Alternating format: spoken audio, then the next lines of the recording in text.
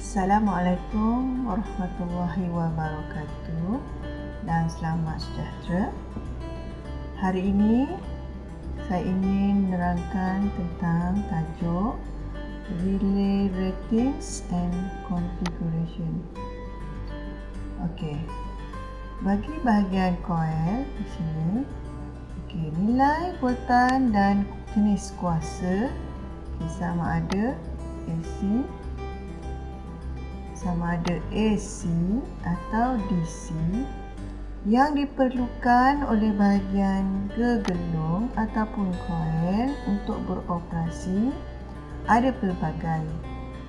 Contohnya ada coil atau bahagian gegelung geganti yang memerlukan voltan arus terus direct current sebanyak 12 volt. 12 volt. 24 volt dan 110 volt AC. Selain daripada nilai ini tadi, terdapat juga coil yang memerlukan nilai voltan sebanyak 5 volt, 5 volt dan juga 6 volt untuk ianya beroperasi.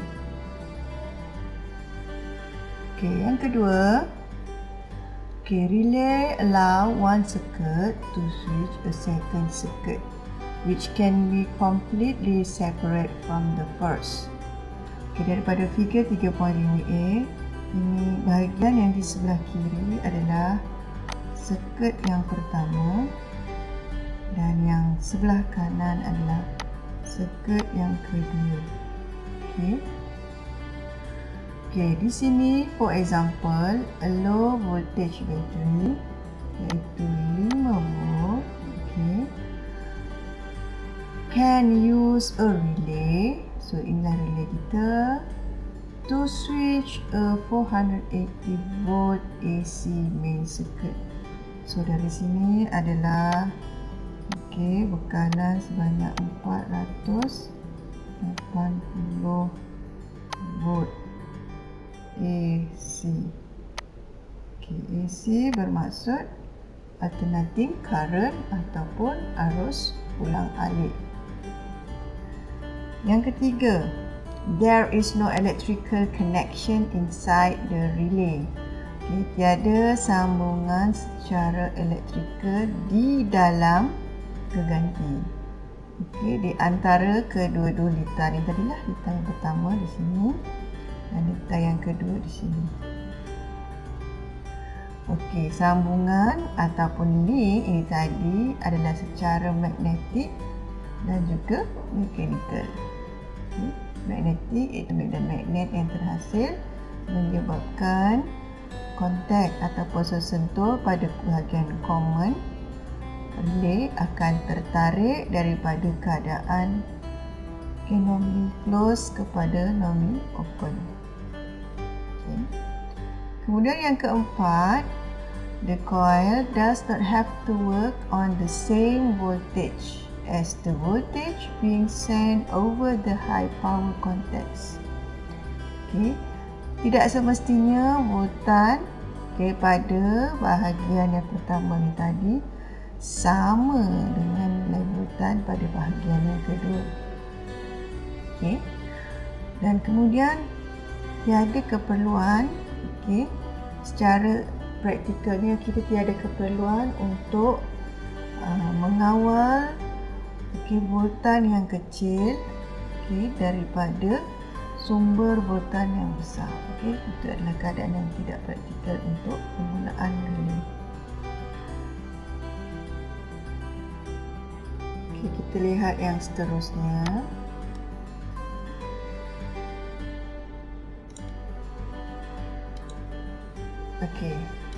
Baiklah. So, apabila kita mahu memilih geganti untuk digunakan, beberapa perkara yang perlu kita ambil kira. Yang pertama ialah saiz fizikal dan susunan pin bagi relay tersebut.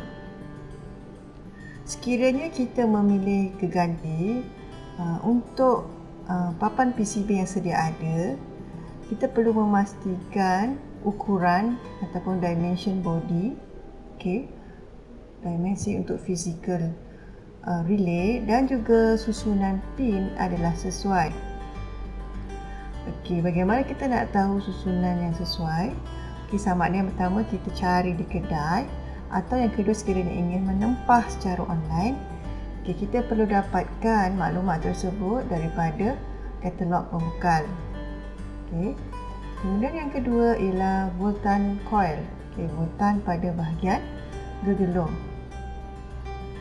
Okey, the release coil voltage rating and resistance maksud the circuit powering the relay coil. Okey. So, many relays have a coil rated for a 12 volt supply, but 5 volt and 24 volt relays are also readily available. Okay, so some relay operate perfectly well with a supply voltage which is a little lower than their rated value. Okay, contohnya sekiranya kita ada nilai relay yang mempunyai coil voltage sebanyak 12 volt untuk beroperasi, kita masih boleh mengenakan nilai voltan yang lebih rendah sedikit berbanding 12 volt tadi. Contohnya 9 volt, 10 volt dan 12 volt. Baik, untuk yang ketiga iaitu coil resistance, kekerintangan bahagian coil. Okay, the circuit must be able to supply the current required by the relay coil. Okay, arus yang dibekalkan oleh bahagian bekalan perlu mencukupi untuk membolehkan relay coil beroperasi. Di sini kita boleh menggunakan hukum Ohm untuk mengira arus tersebut. Kemudian yang keempat, switch ratings, iaitu voltage and current. The relay switch contact must be switchable for the circuit they are to control. Nilai voltan dan arus pada bahagian kontak, iaitu di sini, di bahagian kontak, mestilah sesuai dengan litar yang akan dikawal, yang di sebelah belakang ni, di sini. Litar yang ini dikawal di sini lah. You will need to check the voltage and current ratings. Note that the voltage rating is usually higher for AC. For example, 5 A at 24 volt DC or 125 volt AC. Bermakna bahagian kontak tadi mempunyai ketahanan voltan sebanyak 24 volt DC ataupun 125 volt AC dengan arus sebanyak 5 ampere. Kemudian kita lihat yang seterusnya. Switch contact arrangement, susunan kontak switch, itu di bahagian ini lah. Susunan kontak. Sama ada untuk SPDT, DPDT dan sebagainya. Sebenarnya relay adalah peranti penswisan, tetapi beroperasi di bawah pengaruh kemagnetan. Berbanding dengan switch biasa seperti rocker switch, toggle switch. Switch rocker, toggle, blade semua beroperasi bukan di bawah pengaruh kemagnetan, tetapi beroperasi apabila terdapat pengaktifan mekanikal ataupun pengaktifan proses. Apabila digerakkan switch tersebut, maka kontaknya juga akan bergerak. Jadi kita kena tahu perbezaan dan persamaan di antara switch dan juga relay. Bahagian kontak relay, susunannya boleh menjadi contohnya seperti SPDT, okey, ataupun DPDT. Okey, ataupun kita juga boleh kenali sebagai single pole changeover ataupun double pole changeover.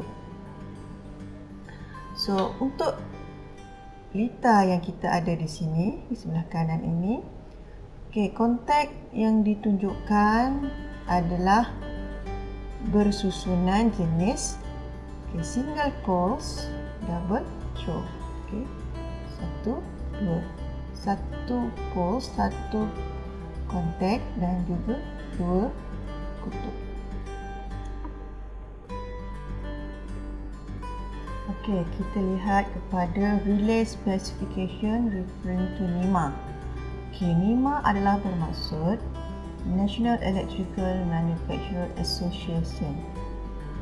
Okey, fungsi NEMA ni adalah memberikan garis panduan terhadap spesifikasi bahan ataupun komponen elektrikal dan elektronik yang perlu dipatuhi oleh pembuat produk tersebut. Okey, bagi relay ataupun geganti, standard yang telah ditentukan untuk mesin yang digunakan di kilang adalah sebanyak 120 volt. Coil, bahagian geganti yang di sini. Bagi electromechanical device, contohnya relay, contactor dan juga motor starter adalah direka bentuk supaya pada keadaan di-energize sehingga minimum 85% of the rated voltage. So, nilai voltage rated adalah 120 volt.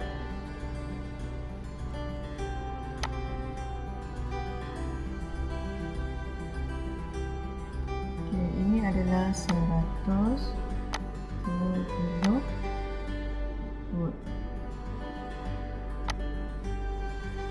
Di sini pada kawasan ini adalah ketika voltage energize, iaitu coil is energized, dan di sebelah sini adalah ketika coil de-energize.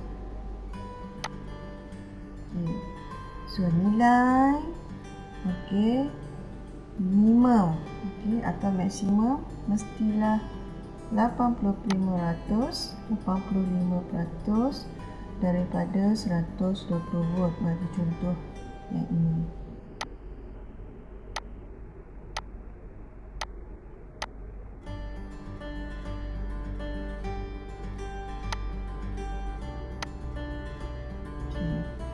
So, berarti 120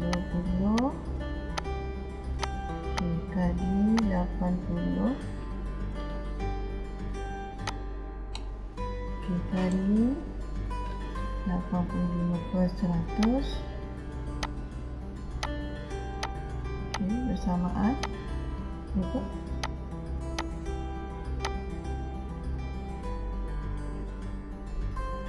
So, lebih kurang saya kira 120 volt.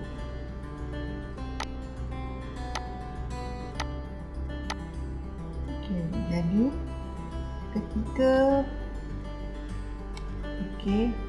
keadaan energize, sekurang-kurangnya voltage mestilah sebanyak 120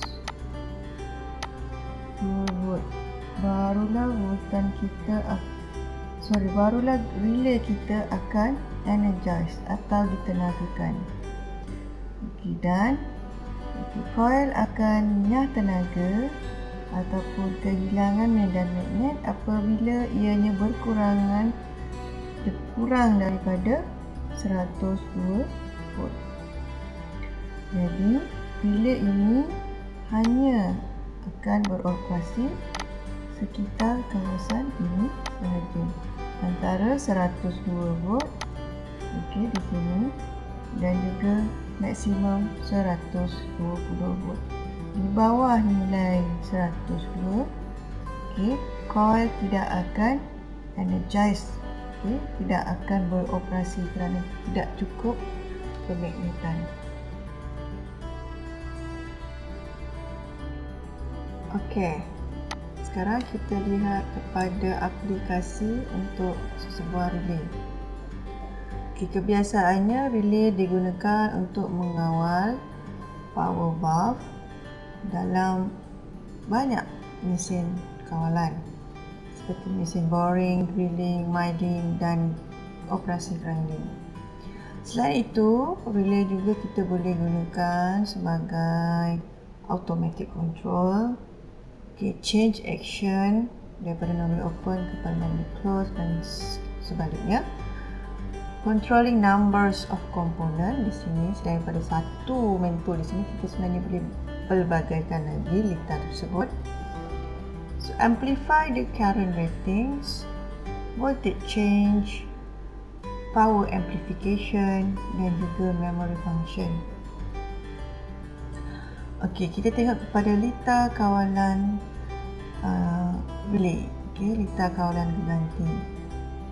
Okey, figure 3.8 menunjukkan contoh bagi satu litar kawalan berganti.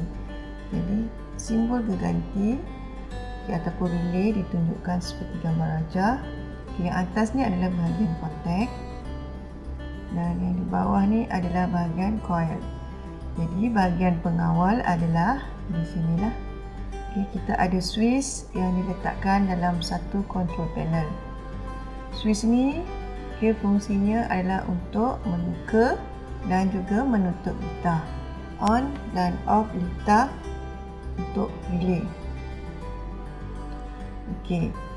So, bagaimana fungsi litar ini? Okey, apabila switch ditutup ataupun kita onkan switch, so maka arus akan dapat mengalir pada litar bergelung relay. Arus mengalir masuk ke gelung dan di sini akan terhasilnya medan magnet. Voltan yang dibekalkan pada bahagian coil adalah sebanyak 24 volt DC. Apabila kemagnetan telah mencukupi, dia akan menarik bahagian kontak sesentuh keganti. Pada awalnya sebelum coil energize, bahagian sesentuh akan bertemu ataupun bercantum kepada bahagian NC. Tetapi apabila terdapatnya medan magnet, ia telah menarik sesentuh tadi pergi kepada bahagian normally open. Keadaan ini menyebabkan litar pada bahagian load akan lengkap. Apabila litar kita lengkap, maka arus akan dapat mengalir melalui litar beban atau loop ini tadi. Apabila arus dapat mengalir, maka load kita contohnya seperti motor, lampu dan sebagainya akan dapat beroperasi. Bahagian load ini dibekalkan oleh voltan arus ulang-alik sebanyak 480. Apabila switch pada bahagian kawalan dibuka, kesannya arus tidak dapat mengalir melalui litar ini tadi. Kesan daripada arus tidak dapat mengalir, kemagnetan pada bahagian coil akan berhasul-hasul lenyap ataupun hilang. Maka medan magnet juga akan beransur-ansur hilang. Apabila medan magnet hilang ataupun kekuatan kemagnetan tersebut hilang, kontak ini tadi yang telah berubah kepada normally open akan kembali semula kepada bahagian NC. Kesannya, litar pada bahagian load ataupun beban akan terbuka, arus tidak dapat mengalir melalui litar yang lengkap dan juga load akan berhenti beroperasi. Apabila kita menggunakan relay sebagai litar kawalan, relay akan menghasilkan back EMF ataupun electromagnetic force yang terbalik. Di sini, di kawasan ini.